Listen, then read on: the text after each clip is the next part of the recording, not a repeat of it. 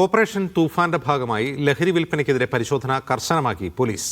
തിരുവനന്തപുരം കോർപ്പറേഷനുമായി സഹകരിച്ച് നഗരത്തിൽ നടത്തിയ പരിശോധനയിൽ ലഹരി വിൽപ്പന നടത്തുന്ന ബങ്കുകൾ പൊളിച്ചുമാറ്റി. കൊച്ചിയിൽ DJ പാർട്ടികൾക്ക് കർശന നിയന്ത്രണം ഏർപ്പെടുത്തി.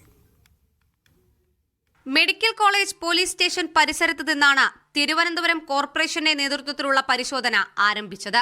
വഴിയോരങ്ങളിലെ ബങ്കുകളിൽ നിന്ന് വിൽപ്പനയ്ക്കെത്തിച്ച നിരോധിത ലഹരി വസ്തുക്കളടക്കം കണ്ടെടുത്തു. ലോട്ടറി വിൽപ്പനയുടെ മറവിൽ നഗരത്തിൽ നിരോധിത പുകയില വിൽപ്പനകൾ വിൽക്കുന്ന മാഫിയ പ്രവർത്തിക്കുന്നുണ്ടെന്നും മാഫിയയുടെ അടിവേരറക്കുമെന്നും തിരുവനന്തപുരം മേയർ VV രാജേഷ് പറഞ്ഞു. കൃത്യമായുള്ള വിവരം ലഭിച്ചതിൻ്റെ അടിസ്ഥാനത്തിലാണ് പോകുന്നത്. ഇന്ന് പോയ എല്ലാ സ്ഥലത്തു നിന്ന് ലോഡ് കണക്കിനാണ് കിട്ടിയിട്ടുള്ളത്. അപ്പോൾ ലോട്ടറി കടകളുടെയൊക്കെ മറവിൽ ലഹരി ഉൽപ്പന്നങ്ങൾ വിൽക്കാൻ സമ്മതിക്കുകയില്ല. നിരോധിത പുകയില ഉൽപ്പന്നങ്ങളൊക്കെ തന്നെ ആ കടകൾ ഉൾപ്പെടെ ഞങ്ങൾ പൊളിച്ചു മാറ്റും. അലത്തറ വരെയാണ് കോർപ്പറേഷന്റെ നേതൃത്വത്തിൽ ഇന്ന് പരിശോധന നടന്നത്. വരും ദിവസങ്ങളിലും പരിശോധന ശക്തമാക്കാനാണ് കോർപ്പറേഷന്റെ തീരുമാനം. സംസ്ഥാന സർക്കാരിന്റെ കൂടി സഹായത്തോടെയാണ് പരിശോധന.